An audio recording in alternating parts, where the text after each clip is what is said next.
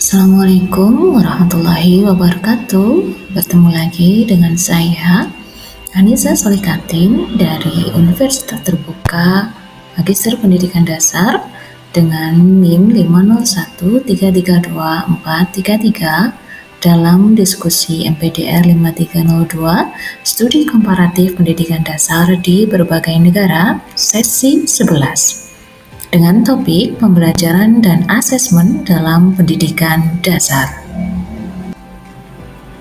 Dalam diskusi sesi 11 kali ini, kita akan membahas 4 pertanyaan diskusi. Yang pertama adalah, apa model pembelajaran terpadu yang paling relevan dengan kurikulum Indonesia saat ini? Baik, mari kita diskusikan bersama. Dari 10 model pembelajaran terpadu yang umum dikaji dalam MPDR 5302, mulai dari connected, webbed, integrated, immersed, networked, threaded, sequenced, shared, project-based, dan nested, model yang paling relevan dengan kurikulum Indonesia saat ini, baik pada K13 maupun kurikulum Merdeka, menurut saya adalah model webbed. Model ini mengaitkan berbagai mata pelajaran melalui sebuah tema besar yang memayungi tujuan dan kegiatan belajar. Tema menjadi poros yang merangkul kompetensi lintas mata pelajaran. Kenapa model web merupakan kurikulum yang paling relevan? Alasannya adalah 1. Struktur K13 dan kurikulum Merdeka sama-sama berbasis tema untuk jenjang sekolah dasar. Tema menjadi pintu masuk untuk menjejakkan konsep lintas mapel dalam pengalaman yang utuh. 2. Buku ajar pemerintah baik K13 maupun Merdeka dirancang dengan logika web tema di tengah. Kompetensi mata pelajaran mengelilingi dan kemudian saling terhubung. Yang ketiga, sesuai dengan perkembangan berpikir anak sekolah dasar yang holistik, konkret, dan lebih mudah memahami materi yang disajikan dalam konteks tematik.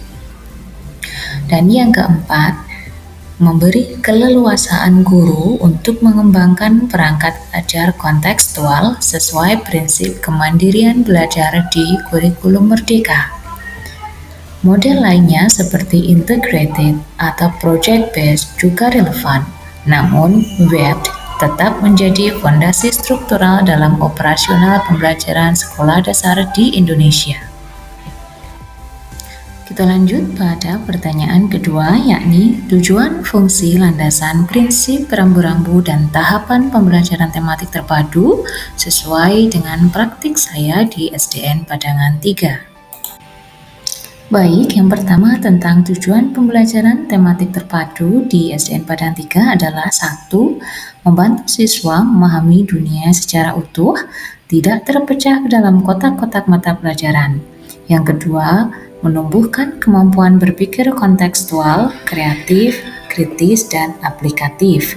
Yang ketiga, menguatkan karakter dan keterampilan hidup melalui pengalaman belajar yang relevan. Keempat, mengembangkan kompetensi sikap, pengetahuan, dan keterampilan secara seimbang. Yang kelima, memberi ruang pada anak untuk belajar sesuai ritme, tempo, dan gaya belajar mereka masing-masing. Berikutnya, fungsi pembelajaran tematik terpadu di SD kami adalah 1. Sebagai pengorganisasi pengalaman belajar agar lebih bermakna. Yang kedua, sebagai penyederhana kurikulum sehingga beban siswa tidak menumpuk. Ketiga, penyatu proses pembelajaran, menjembatani mapel menjadi cerita yang saling terhubung. Keempat, sebagai pendorong keterlibatan siswa melalui aktivitas aktif dan kolaboratif. Berikutnya, landasannya adalah 1. Psikologi perkembangan Viase, yaitu anak belajar lebih baik melalui pengalaman konkret, bukan abstrak. 2. Psikologi belajar, yang menyebutkan bahwa makna terbentuk dari hubungan antar konsep. 3. landasan filosofis konstruktivisme, yaitu pengetahuan dibangun, bukan disuapkan. Keempat, landasan yuridisnya yaitu Permendikbud nomor 37 tahun 2018 tentang KI dan KD di kurikulum 2013 dan pedoman pembelajaran tematik untuk SD. Berikutnya adalah prinsip-prinsip pembelajaran tematik terpadu di sekolah kami. Yang pertama adalah bermakna dan kontekstual, kemudian berpusat pada siswa, fleksibel dan terbuka, menyatukan konsep lintas mapel secara logis, mengembangkan kecakapan hidup dan karakter, dan menumbuhkan kolaborasi, kreativitas, komunikasi, dan pemecahan masalah. Yang E, rambu-rambu atau guidelines untuk pembelajaran tematik terpadunya adalah 1. Tema dipilih berdasarkan kedekatan dengan kehidupan anak. 2. Kompetensi dasar tiap mapel harus tetap terpenuhi. 3. Kegiatan belajar harus mengintegrasikan pengalaman, bukan sekedar menyusun tugas. 4. Penilaian harus otentik, yaitu melihat proses, hasil, dan sikap secara holistik. 5. Guru wajib menyiapkan pemetaan keterkaitan KD atau CP dengan tema. Yang terakhir, pembelajaran harus inklusif serta memberi ruang diferensiasi. Selanjutnya, tahapan apa saja pada implementasi pembelajaran tematik terpadu di SDN Padangan 3? Yang pertama adalah perencanaan, yaitu memetakan tema berdasarkan CP atau KD dengan tujuan pembelajaran, kemudian menyusun alur kegiatan. Yang kedua, menyusun modul ajar, LKPD, dan media kontekstual. Kegiatan kedua adalah pelaksanaan, yang memuat kegiatan pertama pembukaan dengan stimulasi tema atau cerita atau video, bisa juga dengan artefak budaya. Yang kedua adalah eksplorasi lintas mapel dalam kegiatan terpadu. Dan yang ketiga, kolaborasi dan kreativitas melalui diskusi, simulasi, proyek kecil, atau permainan literasi, dan langkah yang lain. Pada tahap yang ketiga adalah tahap penilaian otentik. Pada penilaian ini akan berisi observasi sikap, performa tugas, produk, dan juga bisa dilakukan dengan portofolio. Yang keempat adalah langkah refleksi. Dalam langkah refleksi ini, anak merefleksi pengalaman mereka dan guru melakukan asesmen ulang untuk modifikasi pembelajaran.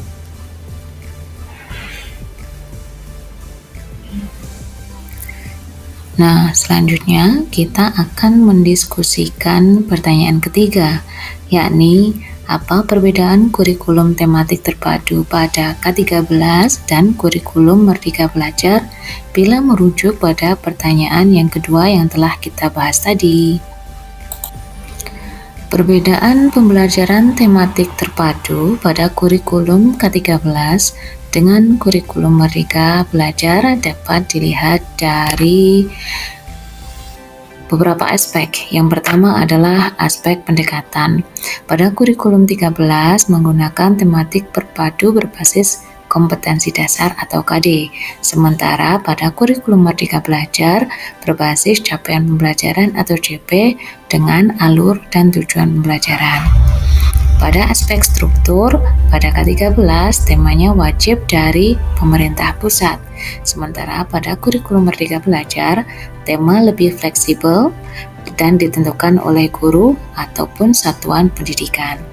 Aspek ketiga yakni keleluasaan guru. Pada kurikulum K13 relatif terbatas. Buku sangat menentukan pada kegiatan pembelajarannya. Sementara pada kurikulum Merdeka keluasaannya lebih bebas. Guru dapat mengembangkan modul ajar yang inovatif. Pada aspek penilaian otentik pada kurikulum K13 dengan format baku yang sudah ditentukan. Sementara pada kurikulum Merdeka Belajar lebih sederhana lagi karena menekankan pada asesmen formatif yang berkelanjutan. Pada aspek pembelajaran, kurikulum K13 sangat terpadu. tetapi masih menggunakan Maple sentris dalam praktiknya. Sementara pada kurikulum Merdeka Belajar berbasis kompetensi, berdiferensiasi, dan personalisasi.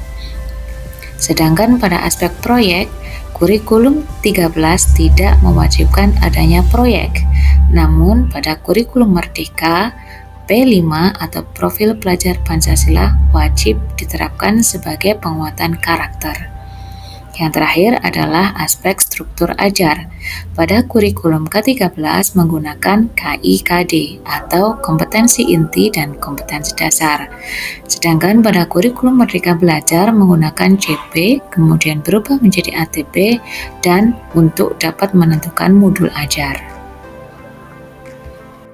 Dari tabel yang telah kita baca bersama tadi, kita dapat melakukan analisis singkat, yakni 1. K13 kuat pada keterpaduan tema, namun sering membebani karena KD yang sangat banyak. Pada kurikulum Merdeka lebih ringan karena memberi napas luas bagi guru untuk berinovasi sambil menjaga substansi konsep tetap tercapai. Yang ketiga, esensi pembelajaran holistik tetap dipertahankan, namun dengan struktur yang lebih lentur.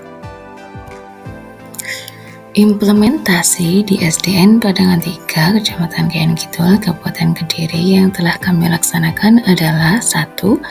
Pembelajaran masih mengadopsi pendekatan tematik untuk kelas bawah, namun sudah disesuaikan dengan prinsip kurikulum Merdeka.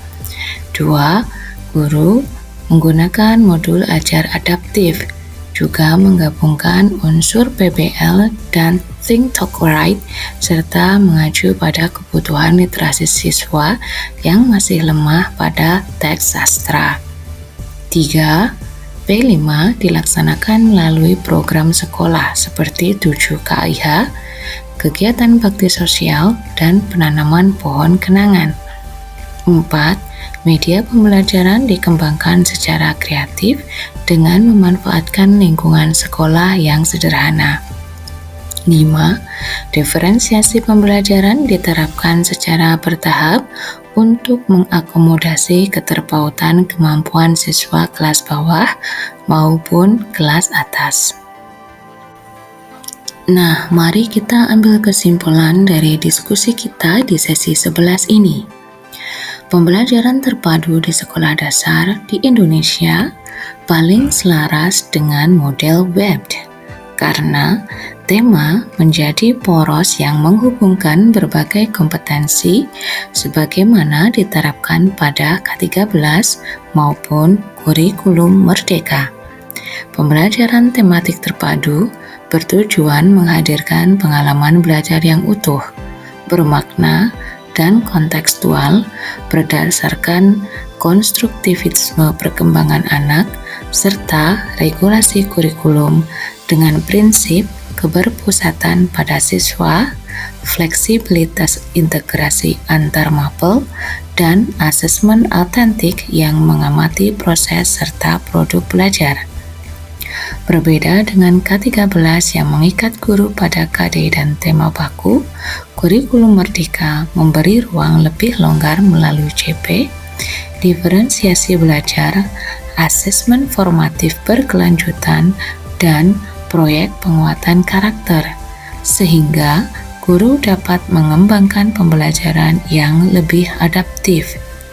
Di SDN Padangan 3 Kediri, pendekatan tematik diterapkan melalui modul ajar inovatif, penguatan literasi, integrasi kegiatan karakter 7 KIH, serta penyesuaian strategi dengan kemampuan siswa, sehingga pembelajaran menjadi lebih hidup dan relevan dengan konteks nyata mereka.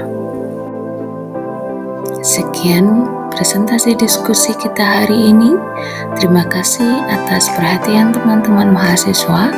Sampai bertemu lagi pada sesi berikutnya di sesi 12.